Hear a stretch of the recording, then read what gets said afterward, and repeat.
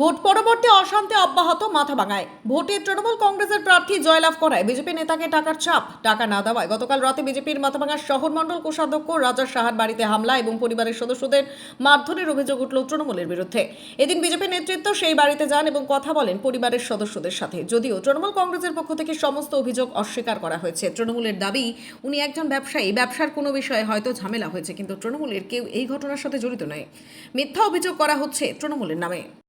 গতকাল রাত্রিতে আনুমানিক আসা আমাদের ভারতীয় জনতা পার্টির যারা দায়িত্বে আছে পৌরমন্ত্রী এবং তার যে ভাইয়ের দোকান সেখানে তারা যায় এবং সেখানে টাকার দাবি করে, চাঁদার দাবি করে এবং সেখানে চাঁদা অল্প দিতে চেয়েছিল। তারা খুশি নয়, পরে তাকে আক্রমণ করা হয়, ডাকাডাকি করা হয়, মারধর করা হয়। সে পালিয়ে বাড়ি আসে। তারপরে বাড়িতে এসে বাড়ির যে লোকজন আছে, বাড়ির যে মহিলারা ছিল, তাদেরকেও তারা ছাড়েনি। মহিলাদের উপরও অত্যাচার হয়েছে। আমরা দেখলাম কপালে এখনো ফুলে আছে। তো এই যে তৃণমূলের তাণ্ডব আমরা দেখেছি এর আগে 2021 সালের পরেও আমরা দেখেছি যে কিভাবে মানুষের উপরে নির্মম অত্যাচার করেছে। ঠিক তদ্রূপ 2024 সালে একই পরিস্থিতি চলছে। মানুষ তৃণমূলকে ভোট দিয়েছে, তারা জিতেছে, ঠিক আছে, মানুষ আশীর্বাদ করেছে, মানুষের দায়িত্ব পালন করুক। আজকে এগুলো কেন? তাদের অপরাধটা কি? তাদের অপরাধ হচ্ছে একটাই, সেটা হচ্ছে তারা বিজেপি করে। এটাই তাদের অপরাধ, অন্য কোনো অপরাধ নেই। কিন্তু তাতে মানুষ ক্ষমা করবে না, মানুষ তাতে ক্ষমা করবে না। আইনের পথে চলবে। দেখে আমরা আইন ব্যবস্থা আমরা গ্রহণ করব। যদি ক্ষান্ত না হয় তাহলে আমরা আমাদের মতো আমরা চিন্তাভাবনা করব। পর্যন্ত করা হয়নি, চিন্তাভাবনা চলছে, দেখি কি করা যায়। আপনাদের এটারও সচরাচর এরা চলেই আসে। এরা তো কি বলবো, তৃণমূল কংগ্রেস মানেটা কি এটা তো সবাই জানে। এরা টাকা ছাড়া তো কিছু বোঝে না। টাকা দিলে সবই ভালো, না দিলেই তো মুশকিল। এটাই তৃণমূলের চিন্তাধারা। অর্থাৎ যারা বিরোধী আছে তাদের ধরো, চাঁদা তুলো, টাকা নাও, হ্যাঁ চলো আমোদ ফুর্তি করো, এটাই ওদের কাজ। এটাই এদের কৃষ্টি কালচার পার্টি। কিন্তু মানুষ সাময়িক হয়তো মানুষের কষ্ট হচ্ছে, আমরা বুঝতে পারছি যে কষ্ট হচ্ছে, কিন্তু এটা থাকবে না।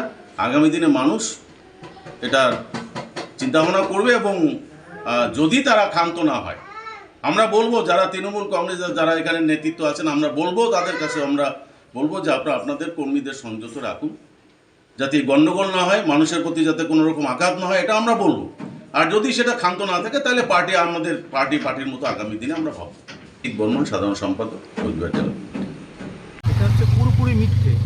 রাজা সম্ভবত সাহা কি যাই হোক, এভাবে উনি যে ব্যবসার সাথে যুক্ত এবং উনি বিস্কুটের ব্যবসার সাথে অন্যান্য ব্যবসার সাথেও যুক্ত, সেখানে ওনার ব্যবসায়িক একটা ঝামেলার দরুন এখানে কিছু পাওনাদারের সাথে টাকা পয়সা লেনদেনের ব্যাপার ছিল, সেটা নিয়ে এই ক্যাচাল।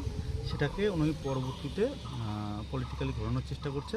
এর সাথে তৃণমূল কংগ্রেসের কোনো সদস্য বা কেউ জড়িত নয়। এটাকে রাজনৈতিক একটা রং দিয়ে একটা ফায়দা তোলার চেষ্টা হচ্ছে।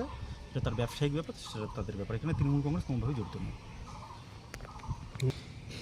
সবচেয়ে বড় কথা, যদি মনে হয় ওনাদের যদি অভিযোগ থাকে, সেটা থানা আছে, থানাতে অভিযোগ করতেই পারে।